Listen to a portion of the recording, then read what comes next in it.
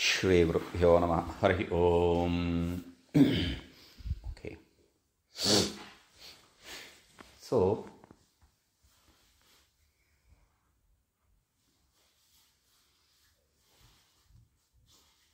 yes, this song which we were hearing all throughout yesterday in that place, in this video and all that, Varaha Rupam. There is a song called Varaha Rupam. Okay, it has become a huge hit. It is from a movie, but it's a devotional song. Are we talking about movie? No. The sequence in the movie. That song depicts a person who is dressed, who is painted and all that, dressed as a deity. So these are things which happen in India. In South India it is predominant. In all parts of India they have this. In South India it is predominant, and Indians wherever they went they carry this, if you want to call legacy, yes, they can't carry this legacy with them. It is like this. They are normal people. They have a wife. They live through this, through makeup. They are invited for this. Like the priest who does puja, these people are priests who don't do the puja, but they invoke the deity in them. Whatever deity we are talking about, they invoke the deity in them. And when you ask something, you are my son, you are my daughter, so don't worry, that will happen. Like that, this deity will answer.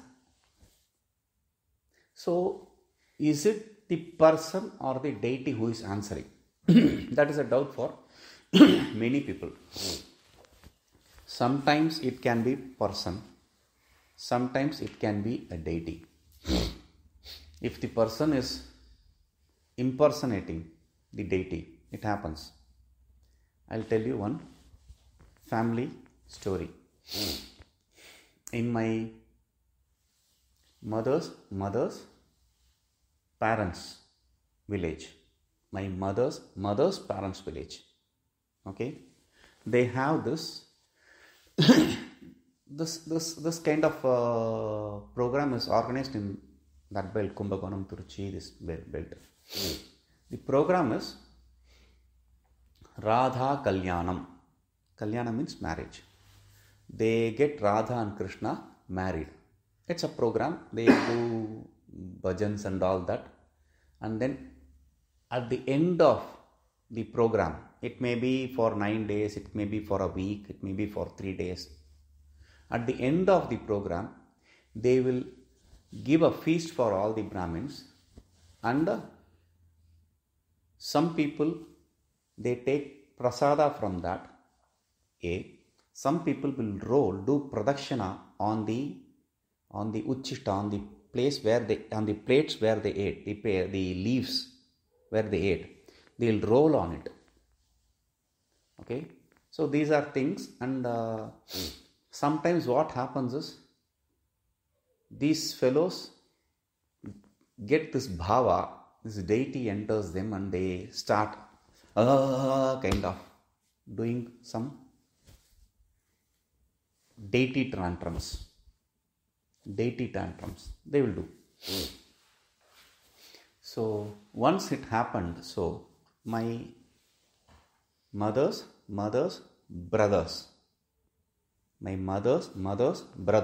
okay, we are in the village of my mother's parents, so they are brothers. They are all naughty to core. They are all oh, now you know the lineage. So they are all very naughty people. This fellow was, there is this fellow who gets this deity. Okay, so he is here. He is here somewhere.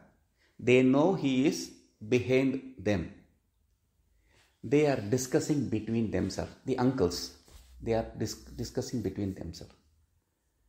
This time, if this person, they call him Ambi, if this person gets the deity, will take him to the river, immerse him and place a stone on him. Surprise! No deity came that year. So, it is quite possible like that. Or, sometimes when you challenge these deities, they will get angry and they can reciprocate. And it will be very, very, very intolerable. Because the deities we are talking about are not the major deities of Shiva, Vishnu, etc. These are very minor deities. The local deities which are invoked for protecting that village or that clan. So, this deity, in that movie it will be challenged kind of. Anyway, so this deity, it protects that family. It happened so in my grandfather, this same family I am talking about, the same village, the same family. To my great grandfather came a dream of their local deity. I have seen with my own eyes. We talk about science, we talk about the advancements of science, the quantum computer and all this, and we talk about also the gravity. I have seen with my own eyes. My great grandfather, before he eats, he'll make a ball of rice. He'll make a ball of rice. Ball means it's not a small ball. It's not small thing. Not rice. It is like this big ball. Just he'll make it, big ball of rice, and come out and call, Munepa, and throw it. Anything which goes up should come down. Like the logic, the song, whatever goes comes around. So anything goes should come down. And this big ball of rice should definitely fall. And we will be looking. And he is an old man and a lean man, tall, lean man he is. How far can he throw? He'll just throw and he will not even look back whether he ate or not. Is there, did he receive it today or not? No, he'll just go back inside. We as kids will be like, it will come now, it will come now, it will come now. Probably it fell on the roof of the building. So, because we are kids and we are into science. Okay. So, and we are basically the Sherlock Holmes. So, we will try to find the, no. I was talking about this grandfather had a dream. The deity came to his dream and told him, see, tonight there are going to be thieves at your house, so be careful. Leave. He immediately packed everyone from the house and he sent them, and he remained in the house. He remained in the house. There's nothing in the house. Like the stupidity I did. I once entered the bus. Every time I enter a bus, I take my purse, I empty whatever money I have in different pockets and keep an empty purse in my, which probably 25 cents, that's all. Just empty purse, kind of, nothing in that. And during one of this journey, I very clearly know that someone is touching my bag. Someone is trying to pickpocket. And what do I think? I'm a smart man. So I said, idiot, I have nothing there. I have nothing to worry about. And I came down the bus. I saw that he had pickpocketed, has taken away my purse. You didn't have anything there. Yes, but all my ID cards were there in that purse. Now, for not worrying about the 25 paise, 25 cents, I had to spend a lot of money to get all the ID cards one by one. I had to wait till all the ID cards I received. So, same, my grandfather was smart. He sent everyone away and he stayed there. As promised, these thieves came. What they do is they break the cement wall, they enter the house, okay, and they steal things. That is what they used to do. They came, they found nothing, they found this man. They tied him and used pin and poked him in his fingernails and asked for where he has hidden the treasures. There's nothing there. So he was repeating again and again. They tried all the torturing. Finally, they left the house. Like, I lost my ID cards. He was tortured and he had to be treated when they come back. So, like this, there are many instances which we can repeat. The deity coming in this person's dream or coming in this person's body and explaining things. The psychologist will say this is some hyper psychology, some hyperactive brain trying to create something which is non-existent kind of. It's all mumbo jumbo because they have no scientific base to establish. Now these things, if we had these kind of cameras, I would have shot that beautiful thing. And one day he went to, see, it is Agrahara, we call it. Agrahara means the place where Brahmins live. So it is close to a temple. So there is a temple and to both sides, towards the temple, on both sides there are houses. So ours was the first house in that Agrahara. First house, the big house, anyone will know. You have to enter the left side, first house. To the end there is this Vishnu temple and the other side had a row of houses. Behind that there was a Shiva temple. Okay, and this old man had the habit of visiting the Shiva temple every day. And once he went and he didn't return back. He didn't come back. They were searching everywhere. What happened to him? He didn't come back. Then it occurred. He went to the temple. He didn't come back from the temple. So we have to go back to the temple. We have to find. So they call the priest. Normally when they close the door, they will not open it till the next time when they have to open for puja. They won't open even the main door. Since this is an emergency, they opened the door and they went and saw this man is sitting peacefully under the tree. They called him and told him, okay, let's go.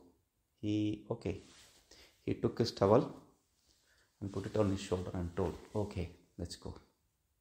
He came to the house and he told, invite all my sons and daughters. Call them. I want to meet all of them. Okay. And the situation is not good in my grandmother's house. But my grandmother, my auntie, they had hidden some money and they had kept some money safe. So when this is situation, they get a telegram. Telegram is a huge thing in nowadays. I don't know about here. When somebody receives a telegram, what is the telegram? Even if you write baby boy born or baby girl born, they telegram, Someone sent a telegram. Wait, let us read the telegram. So the telegram says, Father wants to meet, because you have to be very stingy about the characters. Start immediately. Father wants to meet, start immediately. Okay. So they said they will have money, and they took that money and they went. Okay. And he met them and he told everyone, okay, it is time for me to go away. The moment I was locked in the temple, it is time for me to go away. So, okay, everyone has to die. So, don't worry about him. He is long dead. Anyway, so he peacefully went. It is not about, the story is not about his death. The story is not about him. The story is about the deity. The deity which informs him, is just time now for you to leave this mortal world. We started with that sequence. They call it Devam. Something they have. They not Devagnya, because they or Devagnya also probably. So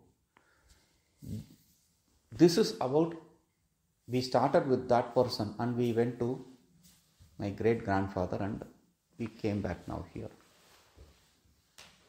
The story is about the deities. Wait. Why do I have to start about the deities? Why not? Because we are Vedantins, there are no deities. There is nothing other than us. There is only self. Right? There is nothing other than us. There is only self. Then how did this deity come to him? How did that deity enter this person? How does these things happen? That is what is the question. That is what I want to discuss. If there is nothing, then how can these things happen? Disappear. How can it disappear? How can a ball of rice disappear? Impossible. How did it happen? So, what is that? If Vedanta is saying that the whole world is illusion, like a dream, and we understand it very clearly, though we may not experience, as they want to say, we may not experience it, but we understand it. There is nothing other than self, like dream, like the rope snake. If you understand the rope snake, I don't have the toys. So if we have the knowledge of rope, we don't have to worry about the snake. There's no snake actually, it's superimposed. We are talking about adhyasa, superimposition. Now, what is this? Vedantins have an answer for everything. You see, this is also your superimposition. You can say that it's a superimposition. If you can superimpose me, if you can superimpose others, you can superimpose as well these kind of dramas also. Why not? It's a good answer. It's a proper answer. There's no problem with the answer. But that answer will not go down well with a person who is not clear about this illusion, who does not yet believe the creation is illusion. So, that is the reason we explain Vedanta in two different ways, like we saw in the Vichara Sagar also, in Panchadashi. In every text, we explain the creation in two different ways. One is Ishvara Srishti, the other is Jiva Srishti. In Ishvara Srishti also there is Ishvara Srishti and Jiva Srishti. Meaning, in God's creation also, when you accept the God as the creator, even there is God creation and my creation. God's creation is all these world. Whatever you see, this world is God's creation. And what is my creation there? I cannot create anything. What is my creation? The attachment, the aversion, the hate, the dislike, all that is my creation. God didn't create something and say you have to hate this. No. God didn't create. We create that. We throw this ideas. God just created this. There is nothing good, nothing bad here. But we see things as good and we see things as bad. This is our creation. In God's creation, our creation. Okay, that is one school. Our creation, only our creation, Jiva Srishti we call it. Only our creation, everything is only. That is called as Nana Jivavada, meaning the acceptance of multiple existence of Jiva. Multiple Jivas, multiple individual selves.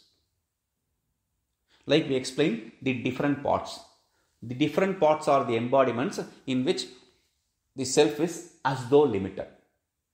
So, that is the school there. Here in this school, there is no limiting agents. All that you see as limiting agents is your imagination. So, I see you, you see me. You are a figment of my imagination. You are a piece of my imagination, nothing else. So, that is what is this Jiva Srishti. Only Jiva Srishti accepts.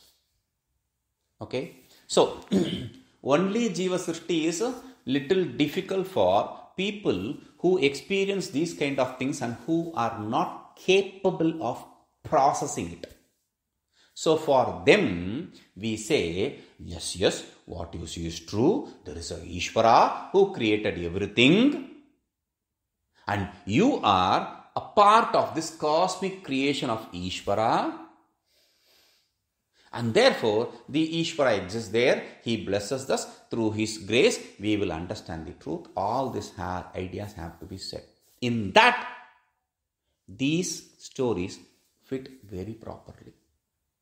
In this, it doesn't mean that in the idea of single Jiva, there is no problem. There is problem. No, there is no problem even there.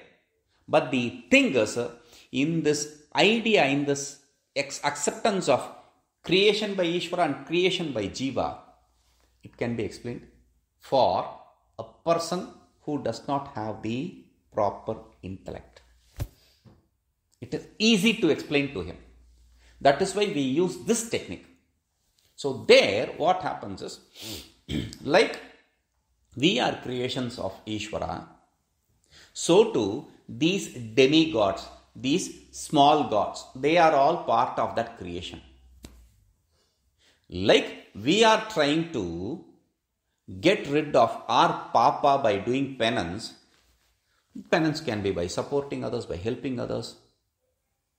So, similarly, these deities are given the importance, given the responsibility of taking care of that group. That group of family or group of village or a group of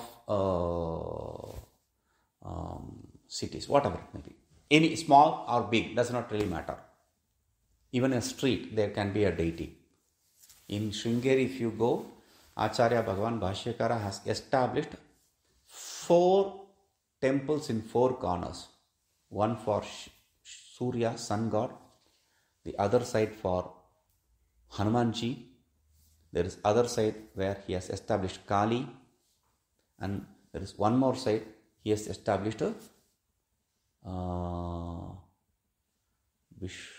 Vishnu I think. Bhairava, not Vishnu, Bhairava. So he has established these 4 people in 4 corners to protect that village called Sringeri, that huge area called Sringeri. So it can be done. So how does that happen? How did Acharya himself do that? It is for the sake of us understanding it different ways. Otherwise, why will he write so many shlokas, devotional shlokas on these different deities, not one deity? He writes on Shiva, he writes on Vishnu, he writes on their sons, everything. How can he write? Because accepting that these people will not be able to understand the pure truth without any adulteration. So, for them, it is adulterated truth, kind of. There is no doubt about it. But it is done because of the compassion. Somehow this fellow should be made ready to understand that. How? Okay, if he sees this world as real, okay, let us give him that idea. But do we accept that? No. How? Adhyasa. Adhyasa. That is why we bring in adhyasa. Atasmin tad buddhi rityavochama. He very clearly categorically says, in that, not seeing that, or in not that, seeing that. That is adhyasa. Simple. So, that adhyasa, that superimposition is what he does in all these places, in all these with all these deities. And that is what we experience. Because when all these experiences are illusory, I cannot say, no, that God, no, not that experience. Because it is of my great-grandfather. No, just because my great-grandfather experienced something or I experienced something does not mean that it needs to be true. Even my experiences are not real. We should have to have the strength to say that these experiences are not real. We have to have the strength. Only when we have the strength to dismiss these experiences, however good it may be, however bad it may be, no matter what. Oh, bad experiences, it is easy to give. Good experiences, that's the problem. Then you don't want Vedanta, you want good experiences. So, we say it is neither good experience nor bad experience. Like I said earlier, in creation there is neither good nor bad. The idea of good or bad is by me. I see something to be good, it becomes good. Otherwise, how can an object be good, bad, happy, sorrowful? How can that be? It cannot give happiness, it cannot give me sorrow, because it is an inert. Inert objects cannot be good, cannot be bad. Inert objects cannot give me happiness, cannot give me sorrow. So, how do I see that? I superimpose my ideas in those objects. Like I superimpose my idea of good or bad and happiness and sorrow, I superimpose everything, even the object itself. If I can superimpose an experience in the object, why not the object itself? What is the big deal? Because experience is difficult than imagining the object itself. Experiencing the object as good or bad is more difficult than imagining the object itself. The magician creates an illusion of things. But experiencing, having the idea that it is good, it is bad, oh, this is happiness, this is sorrow, all that is way more difficult, because we will be, this fellow is cheating somewhere. He is moving his hand like that. Why is he moving his hand always like that? He is asking someone, when I wave this way, you have to release that. He is doing something. We are not interested in enjoying that, but we are interested in understanding how he does the trick. Anywhere you go to a magician, you will be only not looking, not really experiencing it. You'll be like, I will find this trick. And finally when you come out, this time no, next time. You never understand his trick. That is the kind of magic the magician, the great Ishvara, plays on us too. So, we should understand that experience, if you can superimpose, it is not difficult at all to superimpose objects. It's not difficult at all understanding the superimposition of objects. Whatever it may be. It may be humans, it may be deities, so what? Just because they are deities should not be that, oh, okay, there can be no good or bad. Remember that again. There can be no good or bad. So remember, there can be no good or bad, and all these experiences are illusory, whether it may be of the deity entering the human being or what. Just why I keep repeating that again, beating that again and again. Why? Because it is a lovely thing to experience a deity entering you and doing all this. It is a lovely thing. It's not something to be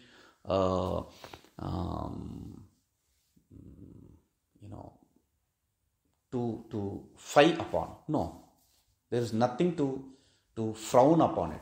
It's a beautiful thing to allow the deity to be an instrument of God. How nice it will be. All the stupidity will come into you. How can you be an instrument for anything? How can you be an instrument? If you accept yourself to be an instrument, are you an inert object in the hands of deity? If you are inert, then why do you even think that you are an instrument? Inert objects cannot think itself to be an instrument or creator. No. How do you then imagine yourself? I am an instrument. All these ideas, you have to give a tight slap on them. It is impossible. So, this idea of deity entering you is another great superimposition. It is not a psychological problem as the psychologicals want to establish. No, it is at a different realm. If you can superimpose, if you can accept the things as superimposed, the experience as superimposed, then the things are superimposed, then you will understand it. That superimposition, that kind of superimposition, you can understand it. Until then, that is why, until then, it is difficult to accept this superimposition. So we have to create an Ishvara to explain the equation. Why do we need an Ishvara? Because this equation cannot be solved without that let x equal to a. Without that assumption, you cannot solve this equation. So, we create this Ishvara to solve the equation as A, and that A will be Jiva. Because there is only one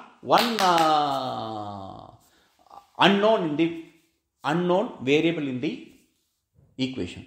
So, it is easy to understand. So, for us to understand these kind of creations are explained, it is not that we have to hang on to this world of duality, including that of the deities. It is very difficult when the deity comes and in front of you and he dances and he does things. First, I said it is very difficult to give up this joy of experiencing him through you. Okay, that is very difficult. Second stage, sir, if the deity is appearing in front of you, it is even more difficult. Because you have the joy of experiencing him in front of you. You don't want to give it up. There is this story of a saint, I think Eknath. There was a saint in India. So what happened is, he is a great devotee of Krishna. I cannot say great devotee of Krishna. That is a useless word actually. He is not a great devotee of Krishna. He is a friend of Krishna. He is a friend of Krishna. And Krishna used to play with him. Okay, Krishna, come, let's play football. Play. Today cricket. Now, you be the goaler and I will be the frontline man. That's the kind of friendship they had. And one day, another saint who is a potter visits this village. The devotees sitting in this temple, they ask this potter saint to see who is matured, who is advanced in spirituality and who is not. He, being a potter, he takes his stick and no. I'm not testing you people. He did that to other people. He did that to other people. Okay, this needs to be, this is done. This is not done. That is the way he tested one and other. And when he came to this friend of Krishna, he said, don't. And immediately the potter declared, this is completely useless. It is not done yet. The boy got very angry. How can he say, this potter declare, I am not well cooked, not well done? How can he say? He calls Krishna and says, how can he say that? You are my friend. You have to protect me. Krishna behaves like the great cook Gustav for Ratatouille.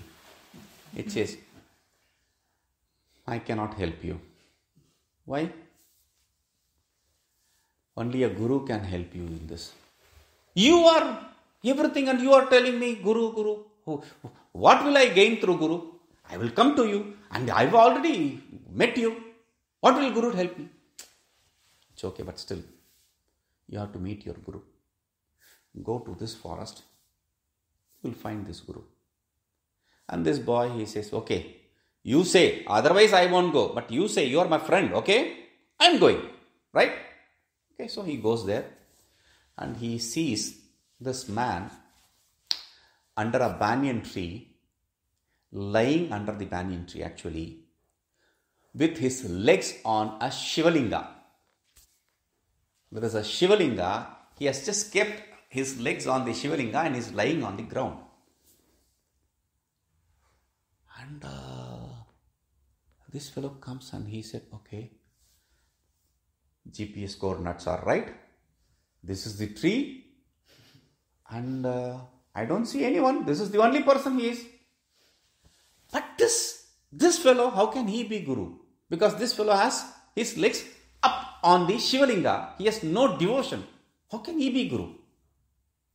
So with this thought, he is little hesitant. So that saint, he says, come, what are you waiting for? Krishna sent you, isn't it? Come here. What he knows? Oh, Krishna probably gave him a call.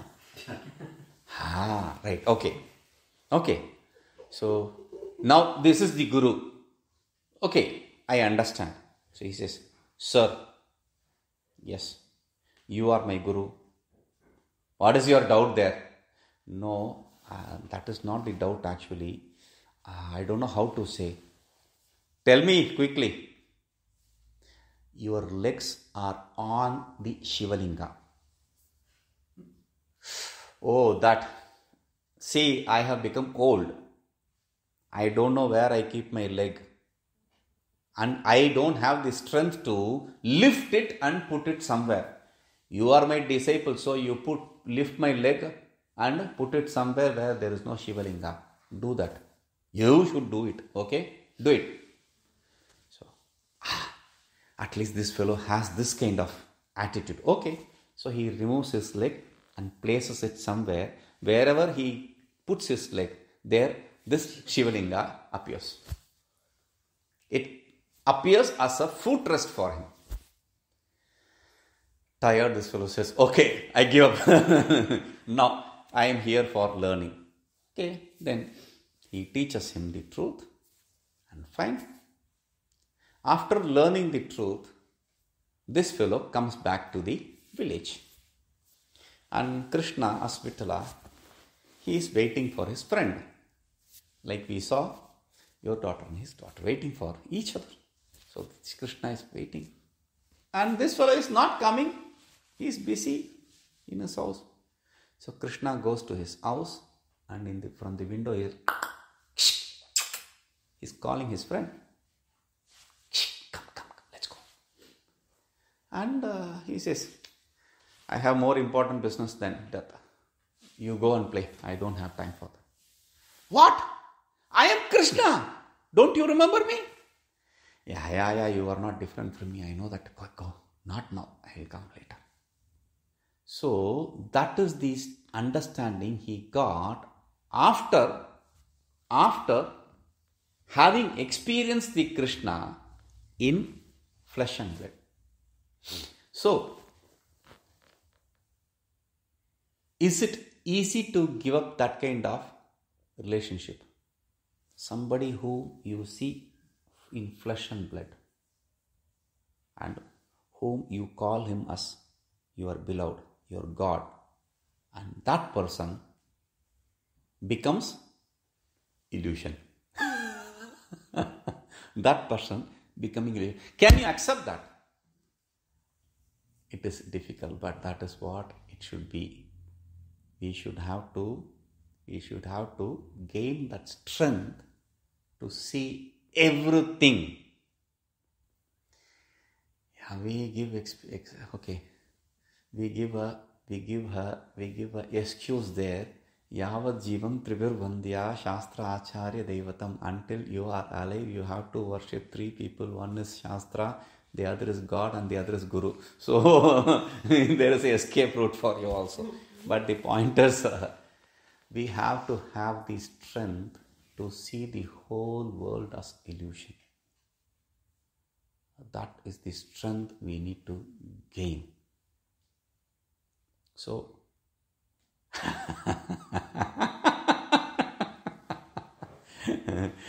yes, it may be difficult, but that is what is the end game.